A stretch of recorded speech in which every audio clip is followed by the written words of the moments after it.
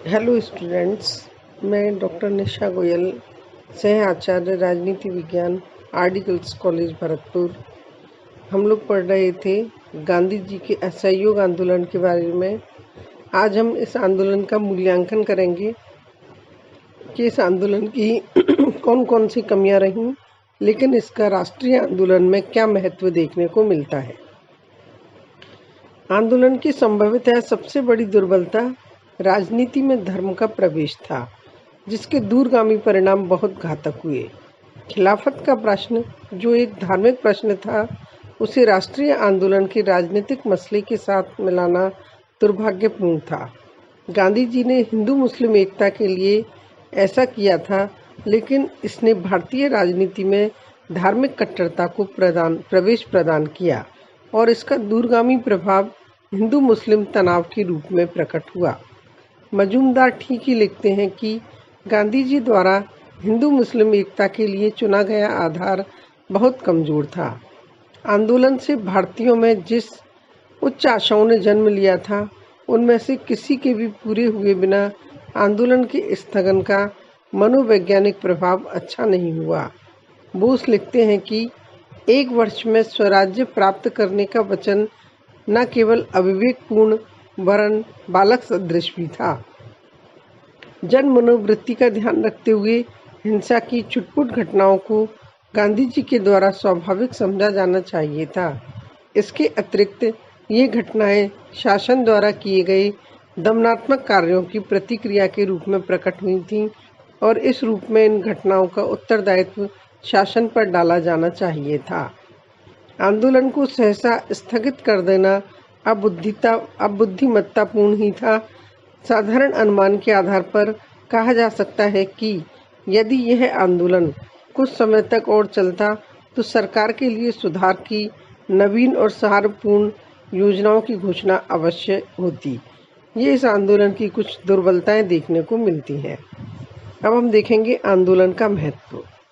दुर्बलताओं के होते हुए भी इस बात से इनकार नहीं किया जा सकता है कि असहयोग आंदोलन भारतीय स्वतंत्रता की दिशा में एक महत्वपूर्ण कदम था। जैसे इसने राष्ट्रीय आंदोलन को एक जन आंदोलन का रूप प्रदान कर दिया। इसने जनता में अपूर्व त्याग और साहस की भावना का संचार किया। अब तक देशभक्ति या राष्ट्रीयता कुछ गिने चुने व्यक्तियों की विरासत समझी जाती थी। महात्मा गांधी और असहयोग आंदोलन के प्रभाव से यह सर्वसाधारण की संपत्ति बन गई।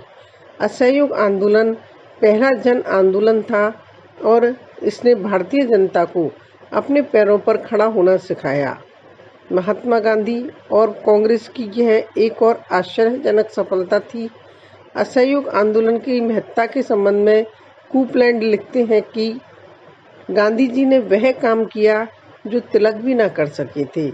उन्होंने राष्ट्रीय आंदोलन को एक क्रांतिकारी आंदोलन के रूप में परिवर्तित कर दिया। उन्होंने स्वतंत्रता के लक्ष्य की ओर बढ़ना सिखाया। उन्होंने राष्ट्रवादी आंदोलन को क्रांतिकारी ही नहीं, जनप्रिय भी बनाया। अभी यह नगरों के बुद्धिजीवी वर्ग तक सीमित था, अब वह ग्रामों की जनता तक पहुंच गया। एक महत्व बता सकते हैं, आंदोलन के द्वारा साधारण जनता को निर्भीकता प्रदान की गई। सबसे पहले जनता सरकार का विरोध करने से बहुत घबराती थी, जेलों से डरती थी। इस आंदोलन का परिणाम यह निकला कि जनता निर्भीक हो गई और सरकार के विरुद्ध विद्रोह करने से नहीं डरने लगी। अब सार्वजनिक सभाओं में सरकार की आलोचना करना साधारण बात हो गई और बच्चे बच्चे के मुंह से स्वराज्य शब्द सुनाई देने लगा। एक महत्व रहा इसका, इस आंदोलन से यह लाभ हुआ कि जब तक आंदोलन चलता रहा, ब्रिटिश सरकार जनता का पूर्ण सहयोग करने के लिए प्रयत्नशील रही। इस हेतु उसने 1919 के सुधारों को उदारतापूर्वक कार्यान्वित किया और उदारवादियों को अपना हर तरह का सहयोग दिया।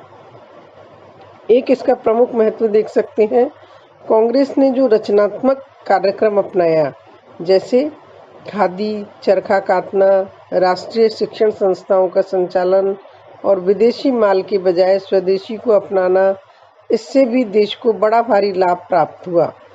सुभाष चंद्र बोस आंदोलन की सफलताओं को स्वीकार करते हुए लिखते हैं कि 1921 के वर्ष ने निस्संदेह एक सुव्यवस्थित दलीय संगठन प्रदान किया। इससे पूर्व कांग्रेस का एक वैधानिक दल और मुख्यतः बात करने वाली संस्था थी। महात्मा जी ने इसे नया विधान दिया और देशव्यापी बनाया। उन्होंने इसे एक क्रांतिकारी संगठन के रूप में भी परिवर्तित कर दिया। ये था गांधी जी का असहयोग आंदोलन। इसमें हमने देखा असहयोग आंदोलन की पृष्ठभूमि क्या थी, उसका कार्यक्रम क्या था और असहयोग आंदोलन किन परिस्थितियों में स्थगित किया गया, लेकिन इसके बावजूद इसका राष्ट्रीय आंदोलन में कितना अधिक महत्व रहा। अगले लेक्चर में हम देखेंगे गांधी जी का सविनय अवज्ञा आंदोलन। धन्यवाद।